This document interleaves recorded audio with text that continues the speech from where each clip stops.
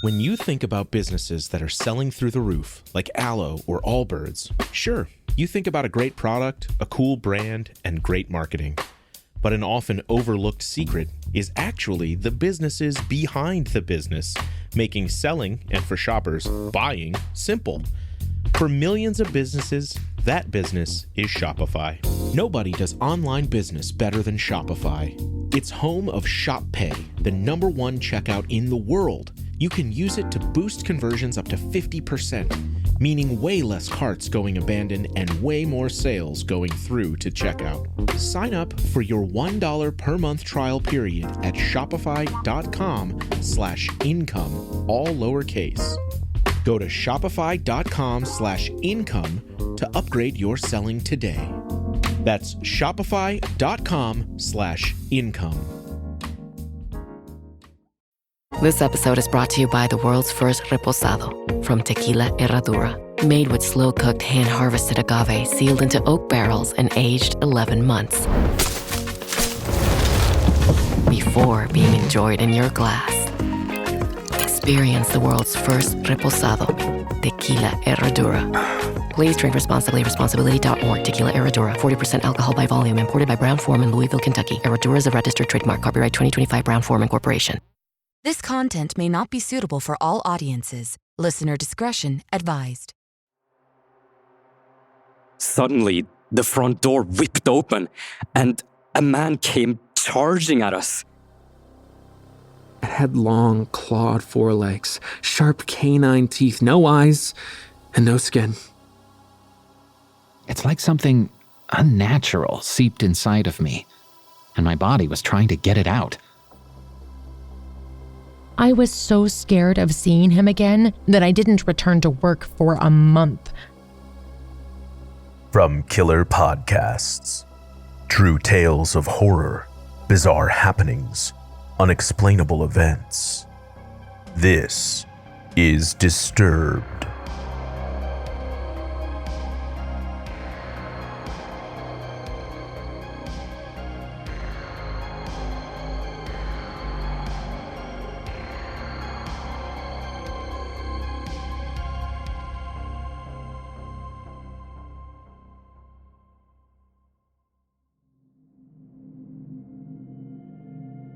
Hello and welcome back to the show.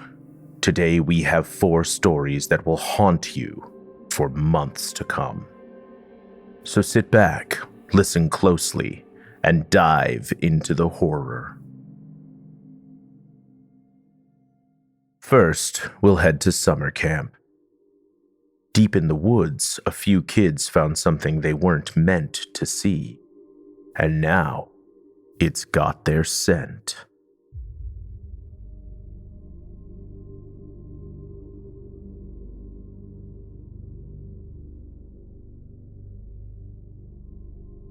I used to go to camp every summer when I was a kid. It was amazing. I traveled all over. Camping, hiking mountains, caving, doing rope courses, and so many other fun activities. I loved every minute of it. One summer, when I was 12, I went to camp on an island that was connected to the mainland by a big old bridge. The island is known for being really hot in summer. Amazing local food, nice beaches, and most importantly, a famous old prison. At that time in my life, I was pretty rebellious. 2 of my friends, Malik and Enzo, came with me. So we were looking forward to causing mischief. On the 6th night, we had a campfire game session, playing board games like Uno from 8 p.m. to 11 p.m. After that, the instructors announced lights out, and everyone went to their rooms. Malik, Enzo, and I shared the room, so we brushed our teeth and went to bed.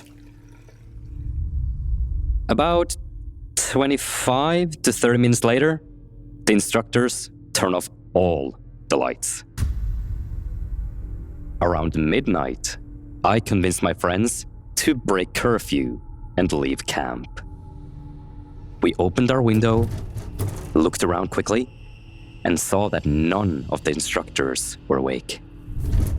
We quietly crossed the bridge courtyard, sneaking past the rest of the dorms and squeezed through the bushes that marked the edge of the camp. The island was all forest. We walked to the trees, and I tried to scare my friends with creepy stories. After 15 minutes, we arrived at a fence. It enclosed an abandoned, run-down house right out of a witch's story. Being young and dumb, we decided to at least go into the garden. To our surprise, the gate was open, so we entered. As soon as all stepped inside the garden, we heard a huge, loud scream coming from a man with a deep voice. We all froze in fear. Suddenly, the front door whipped open, and a man came charging at us. He was incredibly fast, even though he had a wooden leg.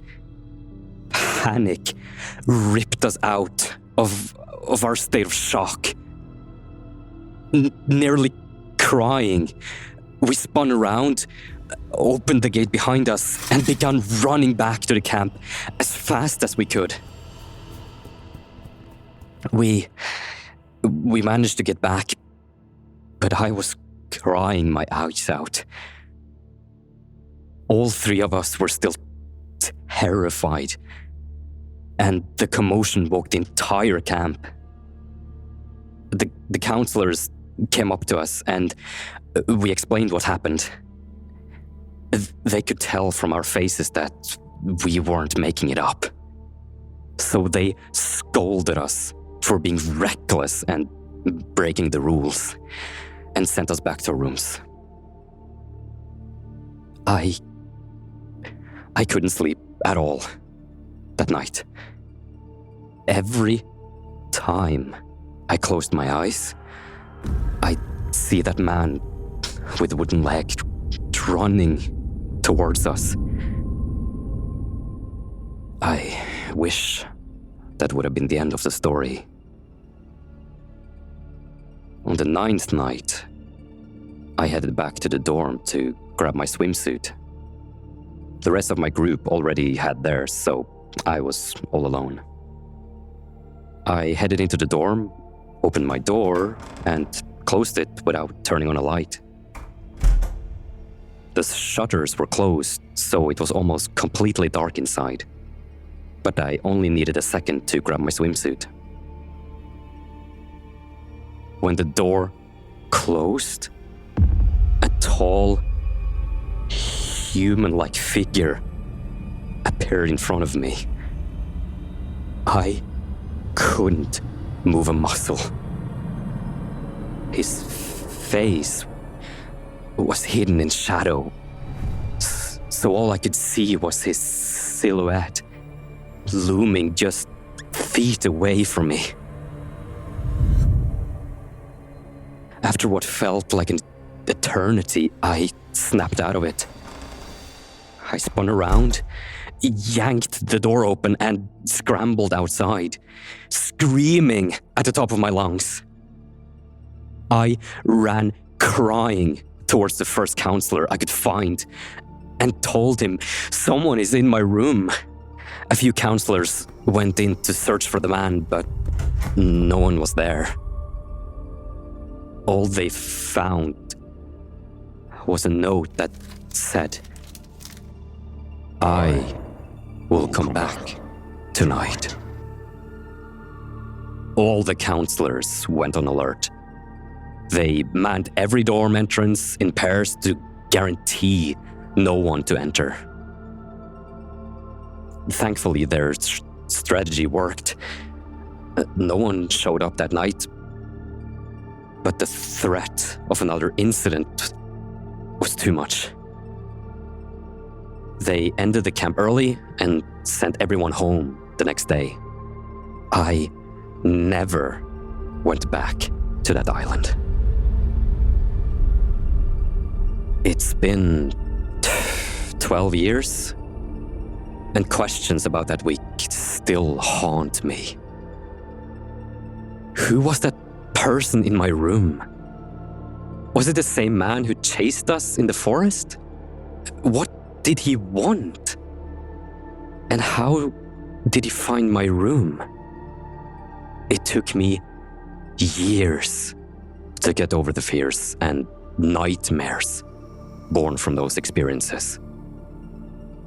I can mostly laugh about it now, but the genuine shock and terror I felt gave me anxiety issues that I still deal with to this day.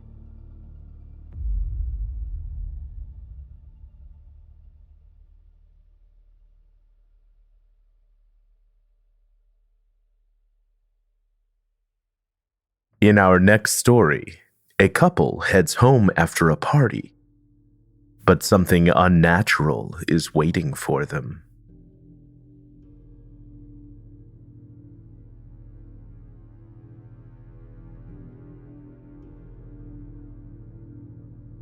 Almost a year ago, my wife and I had an encounter that we still can't explain. It was around 2 a.m., and we were both driving home after a get-together at a friend's house in Central Florida. We both drank mildly a few hours earlier, but we hadn't taken any drugs. A few minutes away from home, I spotted a figure on the right shoulder of the road. We were going pretty fast, so I only saw it for a second in my peripheral vision, but it seared into my memory. It was about 5 feet tall and stood on all fours like a gorilla. It had long, clawed forelegs, sharp canine teeth, no eyes, and no skin. Its tattered muscles and bones were completely exposed. It stared at us, unflinching as we drove by, as if it was stalking its prey. I instinctively tightened my grip on the steering wheel. "Did you see that?" I asked. My wife was so stunned she could only manage a slow nod. Stupidly, I asked, should we stop to check on it? She looked at me and emphatically said, "No, keep driving." We got back to the house safely and immediately went to bed. The next morning, I wrote an email to myself with everything I could remember about that night. Both my wife and I are extremely skeptical about paranormal or cryptid encounters, and we tried to rationalize it. Someone in costume, delirium, hallucination, a deer with a mange. But we couldn't deny what we both saw. Recently, we've done some research, and we've narrowed it down to 2 options. It seems like either a Nahual, known as a skinwalker, or a Wendigo. Skinwalkers are shape-shifting witches, I guess, but those usually appear in the Southwest, not near Florida. Wendigos are human-like monsters that match what we saw pretty well, but they're apparently hostile in sight, so it should have chased us. I'm leaning towards it being some sort of skinwalker variant, like a Nahual, as those are not necessarily malevolent. I don't know. This experience has shaken both of us. We're extra careful anytime we're out at night, and we're now questioning what else is real. What else has been disregarded as old superstition of fireside ghost stories? Are vampires real? Is Bigfoot real? Is the chupacabra real? All I'll say is keep an open mind. And don't ignore someone's eyewitness account just because it's crazy. What I saw was impossible, and I would never have believed it in a million years. but now I know we're not alone.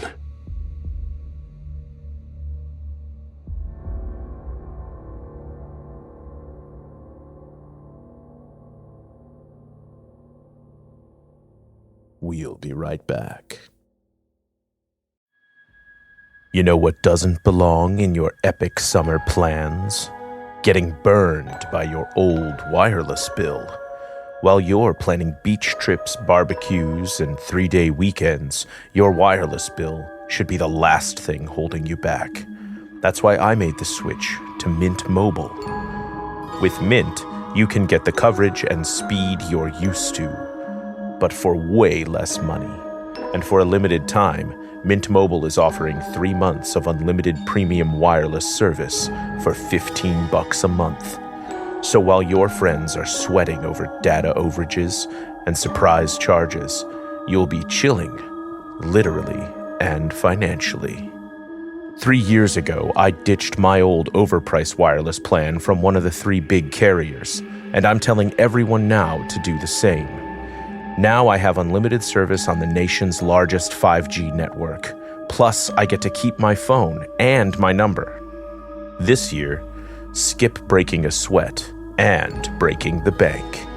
Get this new customer offer for your 3-month unlimited wireless plan for just $15 a month at mintmobile.com/disturbed. That's mintmobile.com/disturbed. Upfront payment of $45 required, equivalent to $15 per month. Limited time new customer offer for 3 months only. Speeds may slow above 35 gigabytes on unlimited plan. Taxes and fees extra. See Mint Mobile for details.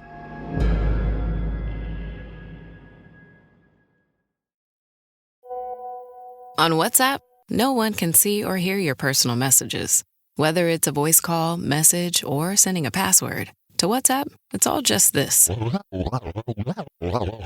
So whether you're sharing the streaming password in the family chat or trading those late-night voice messages that could basically become a podcast, your personal messages stay between you, your friends, and your family. No one else.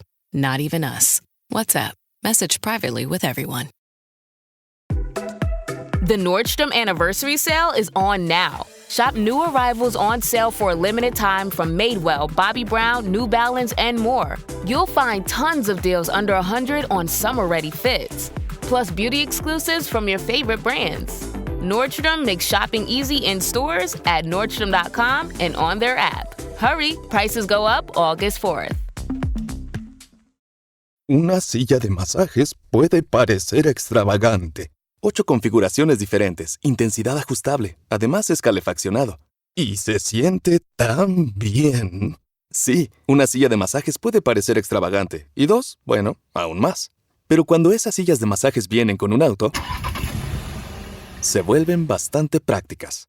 El nuevo Volkswagen Tiguan 2025 con funciones premium como los asientos delanteros con masaje disponibles. Solo parece extravagante. Welcome back to the podcast. In Colorado, restless spirits haunt their final resting place. When a passerby ignores their warnings, the ghosts of the massacred take their revenge.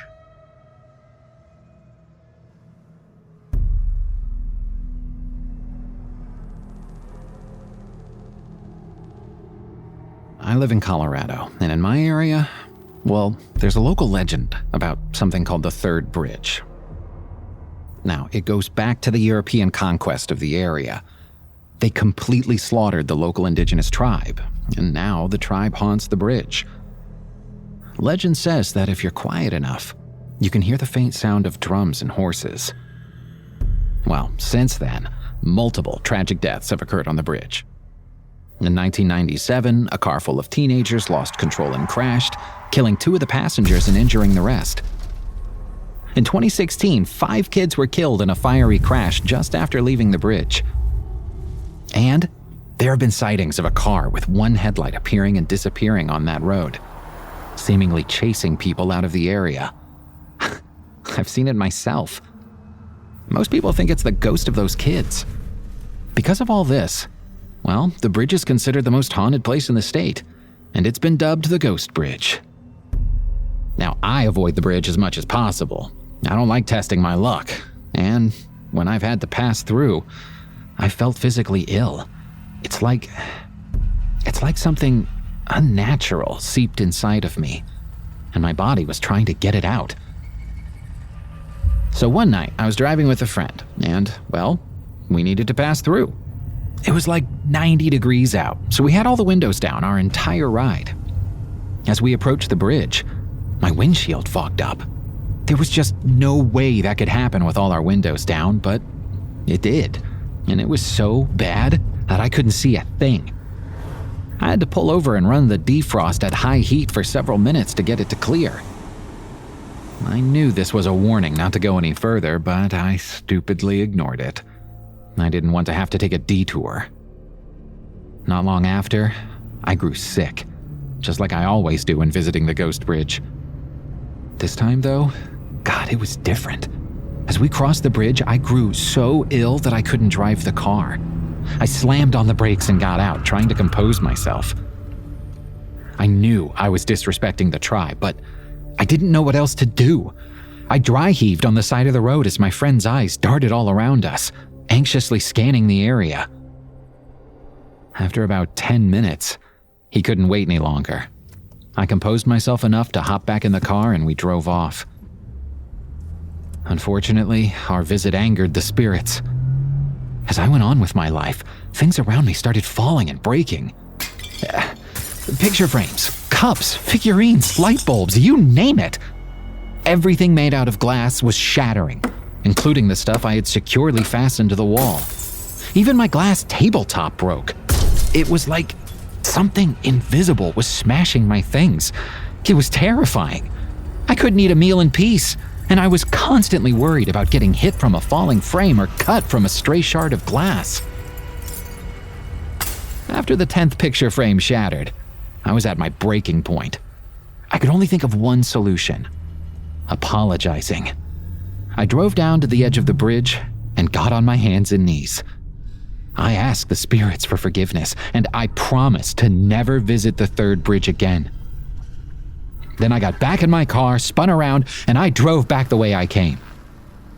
Thankfully, I think my apology worked. Things stopped breaking, except for the occasional cheap frame about once a year, but I think it's their way of reminding me about our deal. I've learned my lesson, and I won't mess around with spirits ever again.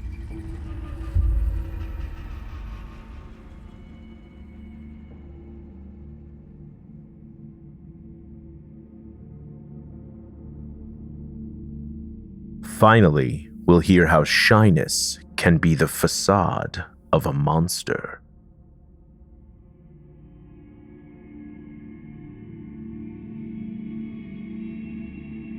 I work graveyard shifts in the hospitality industry, so I have had some insane experiences. It doesn't help that I was raised to be very caring and empathetic, which my coworkers say makes me an easy target for people with bad intentions. I didn't believe that. After all, it's nice to be nice. But this encounter is what made me realize they were right. I was working one night, eating a snack and scrolling on my phone. My coworker and I finished everything we needed to do, so he went to take a nap. Totally fine by me. 20 minutes later, I heard something near the bar. I looked up and locked eyes with a man around 40 standing at the bar counter. This wasn't unusual. Sometimes people came down to grab water or smoke before heading back to bed. I thought nothing of it and went back to doom scrolling. Sorry, excuse me? He asked from across the room. I let out a sigh because what could he need at 3:30 a.m.? I look up and ask what I can do for him. He responded, but I couldn't quite tell what he was saying. I walked over to the bar so I could hear him better, apologized for not hearing him, and kindly asked him to repeat himself. Is it okay if I have some water? He asked. He was a foot taller than me, but he was shaking, almost nervous, and so soft-spoken. I told him yes and turned to walk away, but he stopped me. I'm sorry. Is it okay if I talk to you for a while? My mom is dying in the hospital and I can't sleep. Looking back now, I'm kicking myself for not making some excuse to say no. Instead, I saw an unassuming man and thought he just needed some help. Stupid fucking empathy. He asked if I smoked, and I said yes, so he asked me to step outside and smoke and chat. I stupidly agreed. We talked about his mom, and I tried my best to comfort him. I just recently had someone pass away, so the conversation hit particularly hard. He thanked me for being so kind and continued to talk about his life. He said he used to be homeless, but he moved in with his sister to get back on his feet. They were both staying where I worked, but were not from the area. I listened and occasionally responded by nodding. It was a polite conversation, until he asked if there were cameras out where we were talking. I wouldn't want you to get in trouble for being out here, he said. Somehow this didn't register as a red flag, but thankfully didn't answer with a yes or no. Instead, I just assured him I wouldn't get into trouble for being outside smoking. I could tell he was disappointed with my answer, and now I know that's because he didn't get any information about where the cameras were. The conversation only got weirder from there. He asked all the typical creepy stuff, like where I lived, when I got off of work, that kind of thing. I became uncomfortable, and eventually I wanted out of the conversation. I told him I was going to head back inside because I was cold, and he said, "Come here, give me a hug. It'll warm you up." It sent a shiver down my spine, but I brushed it off. Maybe he was just bad at picking up social cues. I declined his offer and walked inside, attempting to end the conversation. He followed in right after me, insistent on keeping it going. He asked if he could grab a coffee and sit with me for a while. Now I'm nearing a panic attack. This tall, looming man is following me, clearly not willing to leave me be. And I'm stuck here with him, alone. I was terrified of making him angry and escalating the situation, so I felt like I had to agree. He sat with me and continued to pry into my life. Do you have kids? Do you want kids? Do you have a boyfriend? I told him I had a fiancé. A lie. Do you love him? I mean no harm in asking these questions. You're so beautiful. My brain was screaming to get out of this situation. Come sit next to me. I won't bite. Fuck no. I quickly made up the excuse that I had to get things ready for the morning, and that my manager would be showing up any minute. At this point, I had been trapped with him for 2 hours, and I would do just about anything to get away. At the same time, my coworker woke up from his nap and passed by to get a coffee. Thank God. This startled the man, but he said, "Tell your mom I was asking for her," stood up, forced a hug, and left to go to his room. He pretended to be a family friend so that my coworker wouldn't be suspicious of him. The fucking audacity. I stood there in shock, not even being able to speak. My brain was still trying to process what just happened. I kept quiet, helping my coworker set up for the morning. I sat down at 5:50 and waited for my manager to show up so that I could finally go home, hoping that man wouldn't come back before I got to leave. Wishful thinking. Out of nowhere, I hear a voice behind me. I think I'll go to the shops.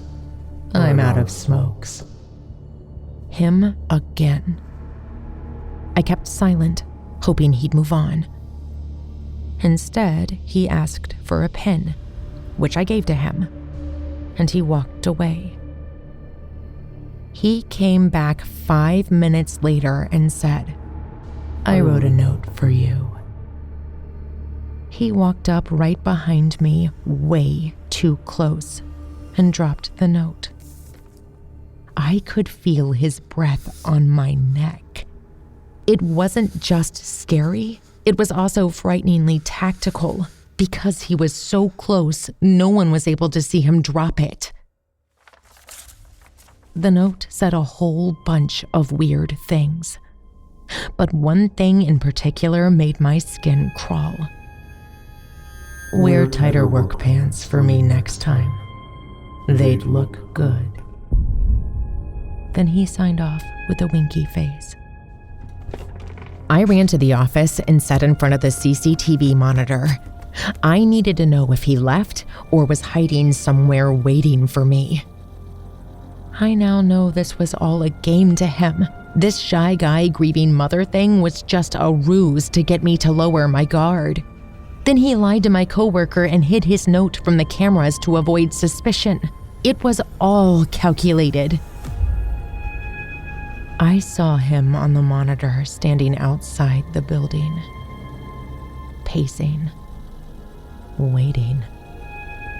I stared at the screen, completely still, without blinking an eye. He walked back into the building for a brief moment and looked around for me. When he couldn't find me, he walked back outside. Again, he waited, pacing, thinking. Then, having made up his mind, he ducked behind a corner, completely hiding out of sight from the cameras. This snapped me out of the trance I was in. I texted my manager about the whole thing. He told me to leave through the back entrance immediately. I quickly grabbed my things and followed his instructions. As I left the building, I was shaking. I was checking behind my back constantly. Every little noise made me move faster and faster until I was in a full sprint. I ran all the way home, quickly got in and locked the door and threw myself onto a chair, trying to take a breath and process everything.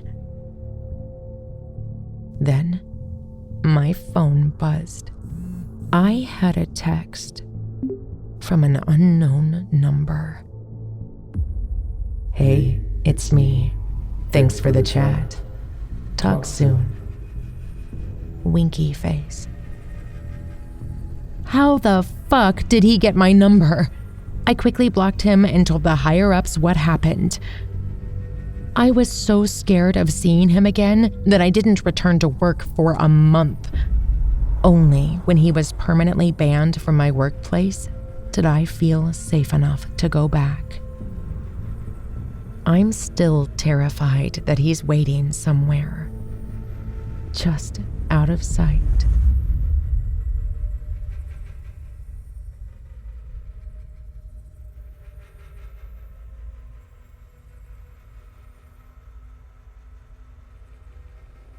Want more Disturbed? Check out our Patreon for member-exclusive content, early merch access, and other cool perks. I'm your host, Doug Bailey, and this has been Disturbed, a production of Killer Podcasts and part of the Evergreen Network. For more paranormal and true crime shows, visit killerpodcasts.com. Follow our social channels at Disturbed Podcast on Instagram or Disturbed_pod on Twitter. If you enjoyed the show, please consider subscribing and reviewing on your favorite listening platform. Share your own true horror story at disturbedpodcast.com. Music by Epidemic Sound and by Carl Casey at White Bat Audio. Our producer is Declan Roars. Audio engineering by Nathan Corson and Will Pritz. Executive producer Bridget Coyne. Until next time, stay safe out there.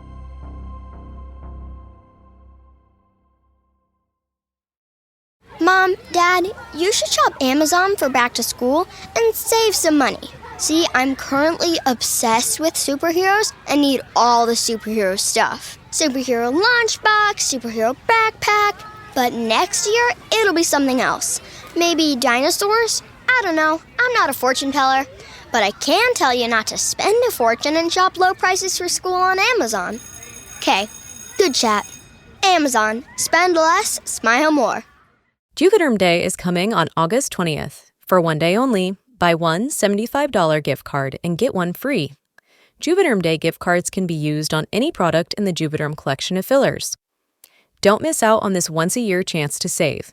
Join Allie now while supplies last. Skin Beef by Juvederm is excluded from this promotion. Terms and conditions apply.